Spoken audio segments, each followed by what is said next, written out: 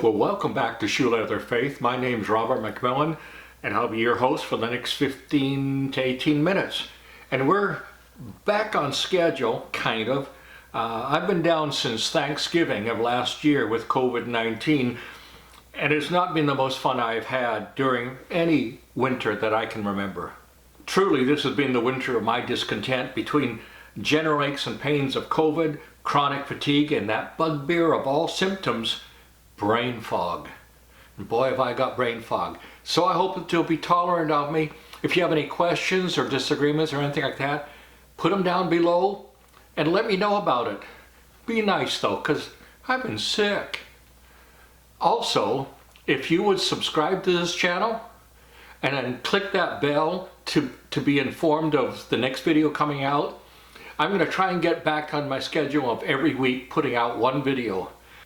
But brain fog overrules everything in my life. So last time we dealt with the third day of creation. Everything was ready for life, but yet there was no life on the planet. And I'm not talking about the plants being life. I'm talking about animals and humanity being life. If I make mistakes, or if there's anything you disagree with, just blame it on the fog. During my enforced sabbatical, I've read the Greek atomists and the idealists, Plato, Aristotle, you name it. I've read the pre-Socratic philosophers, and I've even read the Hindu texts about the creation.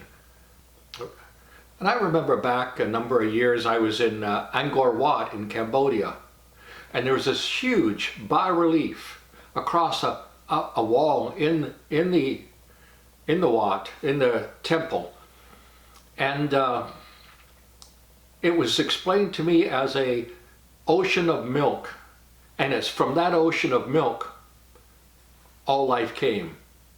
Now, I don't know how big that cow had to have been, but that must have been some cow.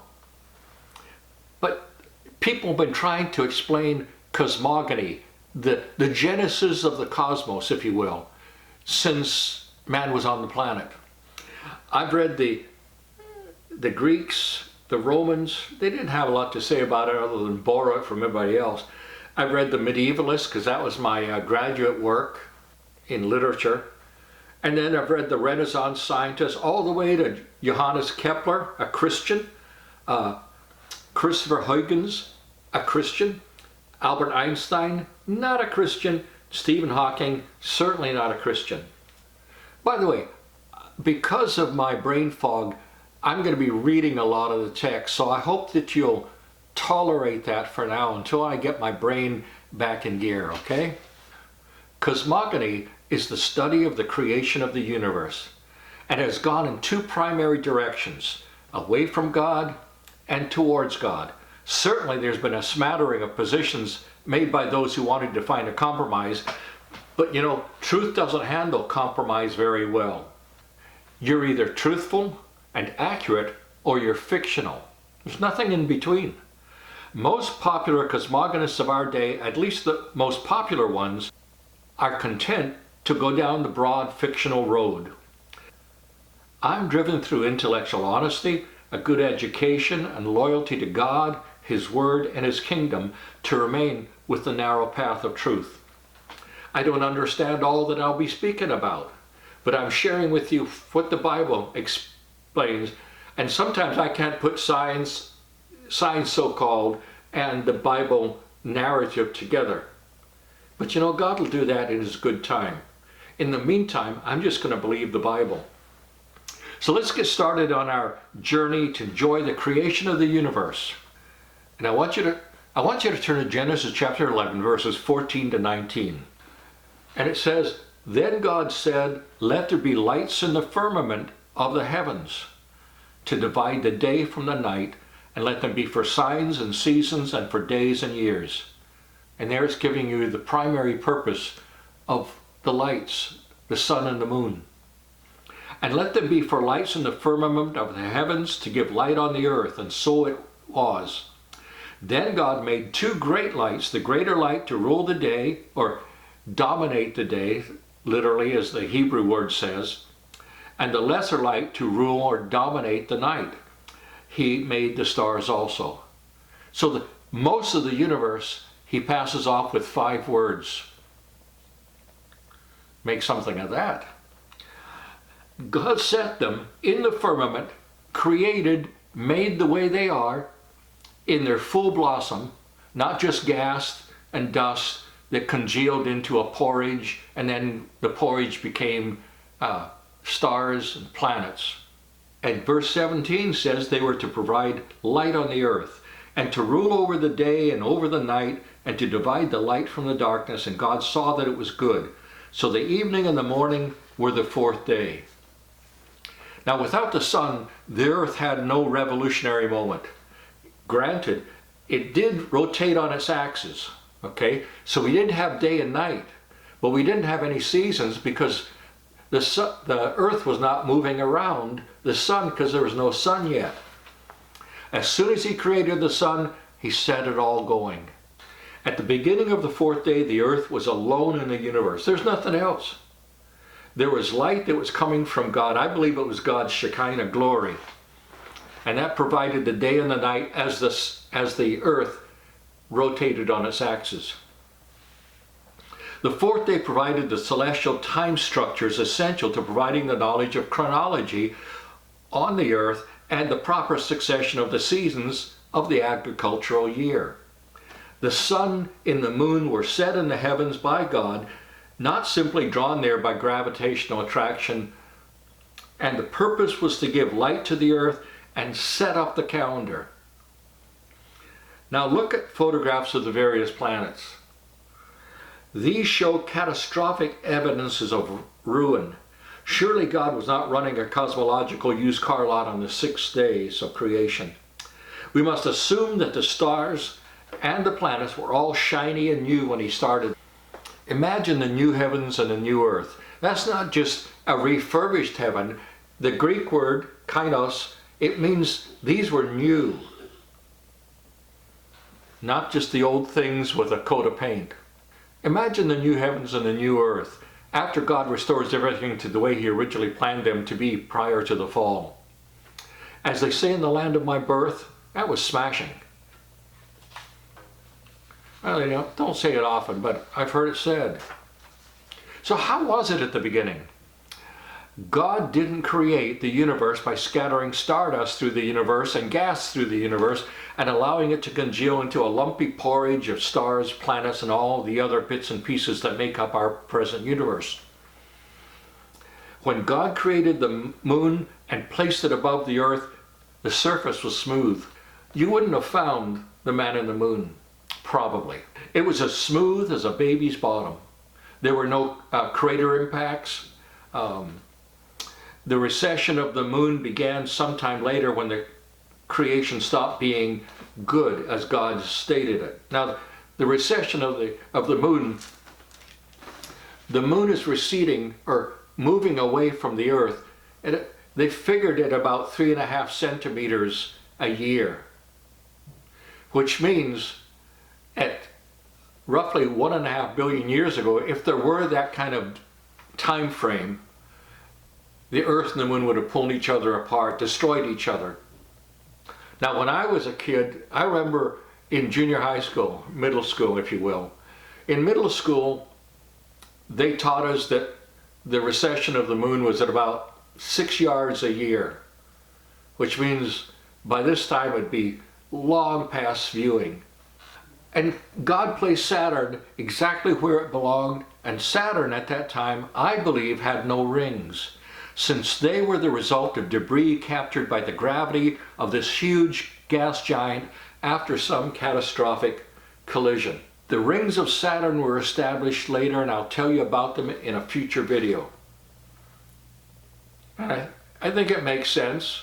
I could be wrong, but I think it makes sense. The 2 great asteroid belts, the main asteroid belt between Mars and Jupiter, and the Kuiper belt between Neptune and the outer solar system, did not as yet exist since they were formed by catastrophic debris that was captured by the gravitational pull of our sun. There was also no purpose for the existence of entropy. Now, entropy, I got to explain that word. That's the transformation of thermal energy into mechanical energy to produce mechanical work, and the resultant increase in disorder through the decrease in useful thermal energy. In other words, you light a candle and you get warm, but after a while the candle burns out and it doesn't feel warm anymore. But the heat is still out there somewhere, it's just not usable. Apparently, this is Robert talking, apparently God was constantly adding energy to the early unfallen universe. So entropy, if it was in place, was being added to constantly. And the second law of thermodynamics was not in operation. With the fall, God allowed the universe to begin wearing down. And the Bible says it's wearing out like a garment. And then again, there'll be more on this in a future video. But there were no meteorites, asteroids, or comets at all, since they would have been the result of some cataclysm in space, says Robert. All of the planets, including Earth, now show evidence of catastrophic damage. The universe was not created this way. The stars were all placed, fully formed, exactly where God desired them to be. When Moses spoke of the creation of the stars, it was almost an afterthought, 5 short words. He created the stars also. It was almost like an, oh, by the way. Maybe Moses and God thought that someday men would start worshiping these stars, and he wanted to put the stars in their proper position, just to show his glory. There's lots of false views about the creation of the universe. And the more modern views are even the most laughable. I mean, we laugh now at the Hindus believing that all life came from an ocean of milk. But Stephen Hawking held to a concept he called the bootstrap creation. Through gravitational influence, he doesn't explain how the gravity got there. He never explained where, when, or how the gravity originated. Pulling oneself up by one's bootstrap may be a nice metaphor, but it's not now, nor has it ever been, science. Hawking's desperate attempt to rule out the necessity of God took him far from science. The tragedy is, if he died with that knowledge, not acknowledging God as the creator and the savior of mankind. He knows the truth now, but he's in agony over it. He also believed in fluctuations in a quantum vacuum to be the cause of the Big Bang. And he used string theory to explain the spontaneous creation of life in the universe. Neither concept makes scientific sense. He doesn't prove it, he just says, well, he started off with Euclidean geometry, just like Einstein did. They started at the same place, Euclidean geometry. But that's not far enough back to understand how the universe got here. You'll never know about the creation of the universe until God's fully involved and the full actor. Although not completely false, Einstein's 2 theories of relativity are defective because they cannot explain the beginning of space and time. They might be able to explain the conjoining of space and time, but they don't explain how it came into being. He doesn't know. He wasn't totally wrong, because the 2 theories, special and general relativity, do explain the possibility of the passage of time, a different passage of time, by the travel of light from vast distances, even with a young creation. Time dilation is what it's called. Now, time dilation means in different settings, time moves at a different speed. And they've explained this to us. It's all over YouTube. I think even Disney had a go at it. Velocity time dilation, which comes from special relativity, says that as items move faster, time slows down. And gravitational time dilation, my favorite of the 2, comes from general relativity. And that means that the stronger the gravitational attraction, the slower the time. So if you're way, way out there in space, time's traveling slower. It allows for the appearance of great age of the universe and the time necessary for light to travel trillions of miles in just a few thousand years. So there may be some truth in it, but not enough to say this is how it happened. Since the discovery of the ever-expanding universe by Edwin Hubble, some scientists have tried to develop the theory of an oscillating universe. They don't want a creation event, because that leads you to the next question. Well, who caused that? The universe expands according to this theory.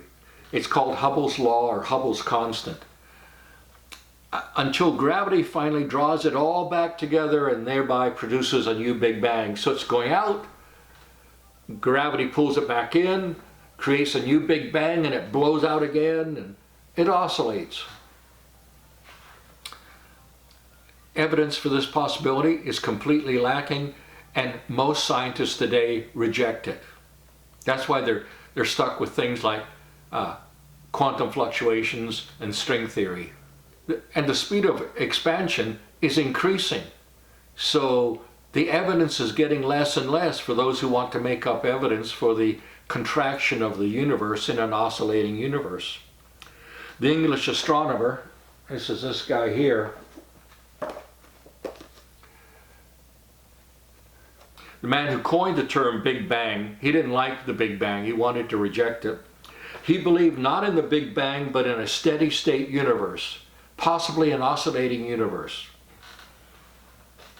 without beginning and without end. In his book, Evolution from Space, which he wrote with Chandra Wickramasinghe, yeah, that's his name, he spends most of the time demonstrating very clearly and cogently how evolution could never have happened on this planet.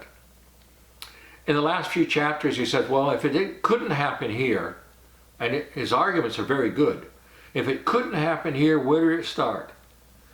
And his last couple of chapters, he says, it started with God.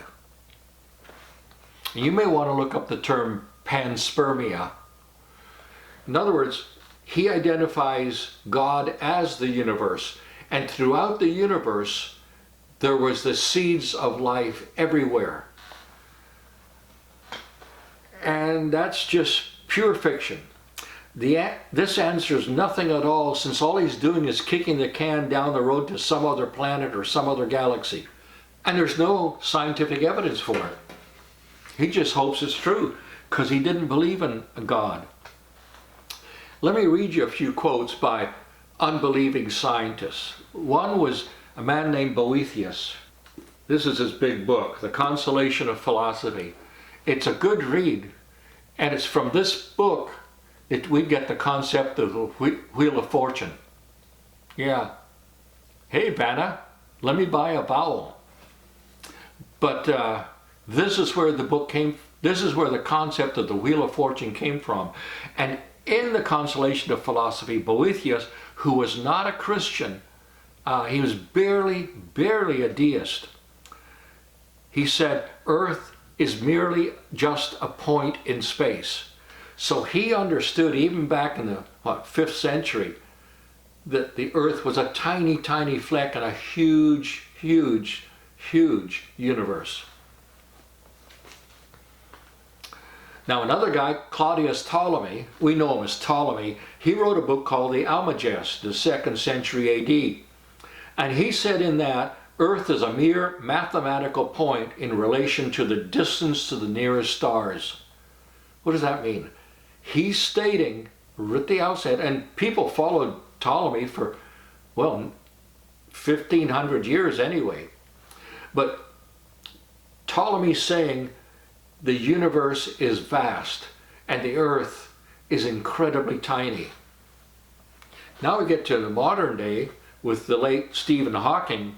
In one of his books, and by the way, I haven't read either of his 2 books, but I've read some of his essays, some of his papers, and I've read about him.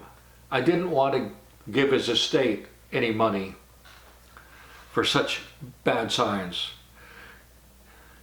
In one of his books, though, Hawking writes, "We are such insignificant creatures on a minor planet of a very average star in the outer suburb of one of 100 billion galaxies.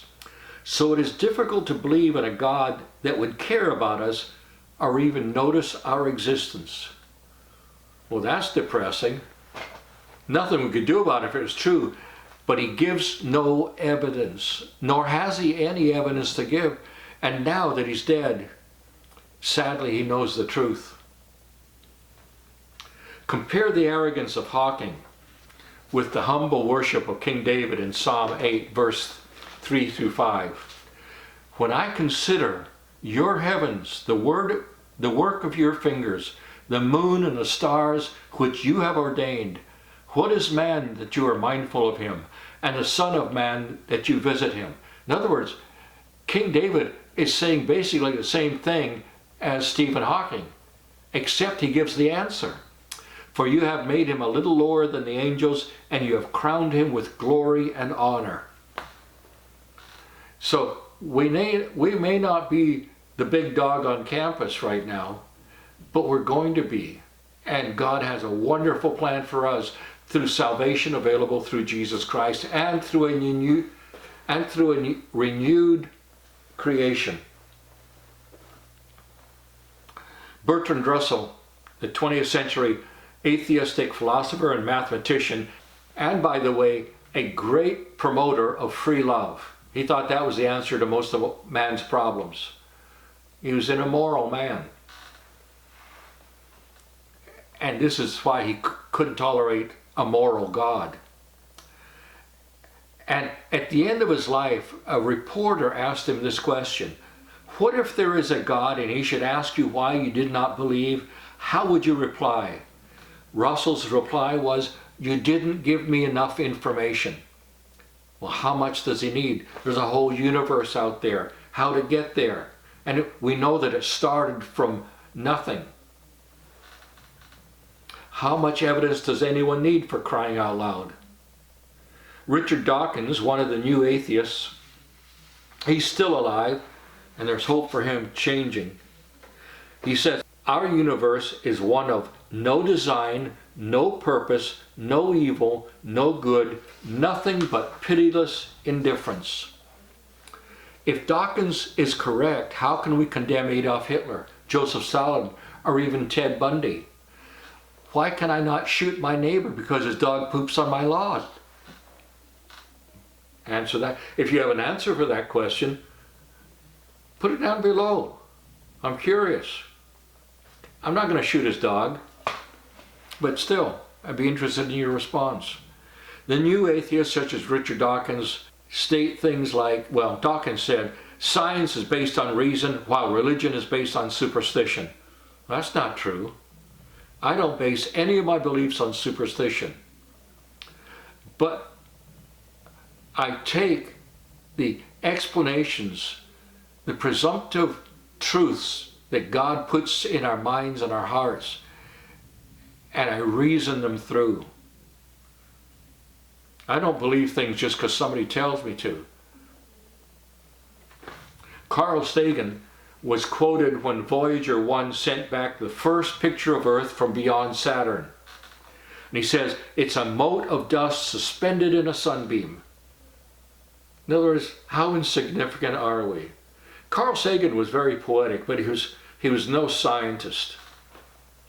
Now, Albert Einstein, I spent a lot of time with Al. I mean, you can read a book like Einstein's Universe by Nigel Calder, and it's not too long.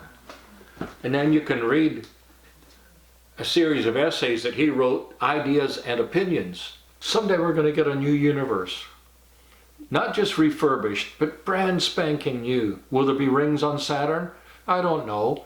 It'll be neat if there are, because we'll be able to get up close and personal with Saturn's rings and with the one ring on Neptune. Next time we're going to look at God's creation of life. Now, to get an announcement of when that's coming out, and I'm going to try and get back to once a week before COVID-19, I want you to click on the subscribe button if you would, and then the bell to make sure you are informed of the publications as they are uploaded. And until then, keep reading your Bible. Till next time.